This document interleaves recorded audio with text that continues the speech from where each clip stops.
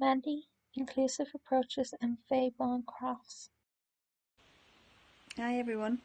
For those that don't know me, I'm Mandy, and Joan has asked me to talk a little bit about how monotropism is playing a huge beneficial role in my life, and how my life has kind of changed. So how I'm now able to interact with the world through a special interest that I have. I don't know, for many maybe new members, I'm 41 this year. I was diagnosed between 38 and 39. I have two autistic children, and it was after their diagnosis that then I was like, well, I do that all the time. So we started looking at that. I suppose, background wise, I've a degree in biochemistry, I've a PhD in genetics, but being the eternal learner that I am, I have another master's in philosophy. I have a postgraduate diploma in photography. Things that took my interest, it was nearly like I had to excel as much as I could in them. And then it was like, okay, tick the box. And I'd move on to the next thing and it would move on. It all came to a head, I think, when I had surgery, a major surgery in 2019. After I had my son 7 years ago, I had a lot of reproductive health issues the whole way through, even to have both children. And when I had him, then my physical health went down. I then had to have a hysterectomy in 2019, and what that meant was that it triggered a lot of health things and a lot of strength issues around my pelvis, my hips, my spine. And what it turned out was that I have a condition called Ehlers-Danlos syndrome, or Ehlers-Danlos syndrome. And it's the hypermobile subtype.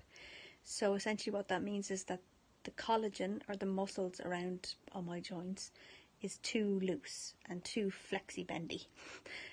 Which you'd think would be great, but it means that you actually can't keep your joints in place. And particularly around my pelvis and my hips and my back, that's a huge issue. Every morning getting out of bed, walking up and down stairs, driving, all those things. So at the start of lockdown last March, it kind of all came to a head. And I spent most of the start of lockdown going in and out to hospitals, ending up in accident and emergency because I couldn't stand. And the pain was unbearable. I knew I wouldn't be able to go back to work ever as a scientist, and I'd kind of started to accept that myself, that from an autistic burnout point of view, I wasn't able to keep everything juggling and in the air and spinning without seriously damaging my own mental health again. And so, yeah, it kind of was a good time to take stock, I think. The nice thing about lockdown was that it gave me a chance to look at everything that I really enjoyed doing. I loved doing the arts and crafts with the kids through homeschooling. Loved it. They had the best things made ever. Teacher wanted them to make a rocket.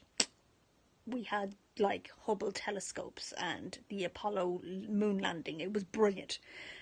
More for Mammy than anything else. But so yeah, I was like, do you know what? I'm a doctor in genetics. I'm a scientist. I love arts and crafts. Let's figure out a way to apply this. So I looked at the ways that my family has struggled in different things. And I thought, if I can help one other person not go through the things we have, then you've done your job. The first thing I did was I set up this thing called Inclusive Approaches, and I had to come up with a name just purely because nobody cared about Mandy. And the name basically gave the idea that we were using all the information that we've been supplied by occupational therapists and physiotherapists to make what we call the sensory toolkit.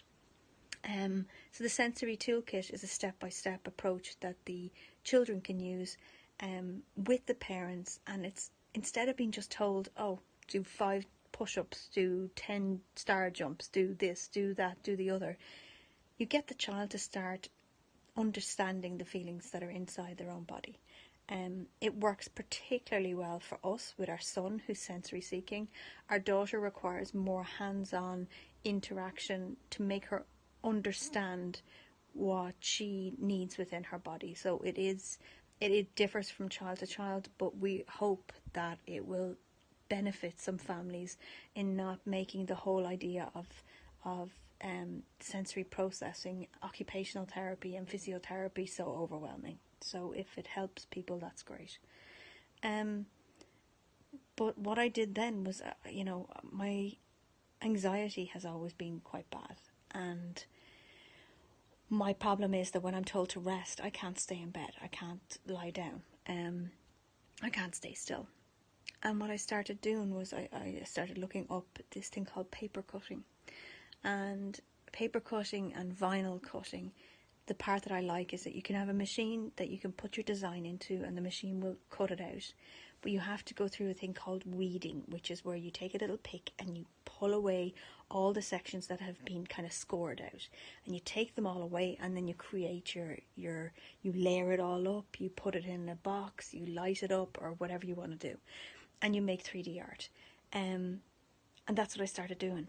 And I found that weeding process so therapeutic, to the point that my monotropism, I became so honed in on it that any of the other drama or any of the other anxiety or stresses or borderline autistic burnout, sometimes I go, I'm just going to go do some craft for a few minutes. And my head going into that really saved me. So we've made a small business out of it. We've set up Fayebancrafts. So I picked it as Fayebaun because our daughter's middle name is Faye and our son's middle name is Baun, and then the crafts. So in it is all my 3D paperwork, and delightfully our local tourist office is now going to stock it. So I'm chuffed. I'll have it all in a store, and we have an Etsy site as well. And I just love it. I really enjoy it. But I don't think I'd be able to do it if it wasn't for my ability to focus and do research and figure out what's on the market, what's not there. Being autistic hugely benefits me. Hugely. I love it. I love it. And I'm proud. I'm really proud of my strengths.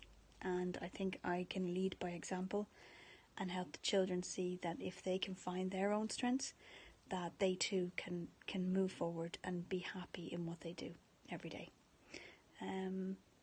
So happy Autistic Pride, everyone.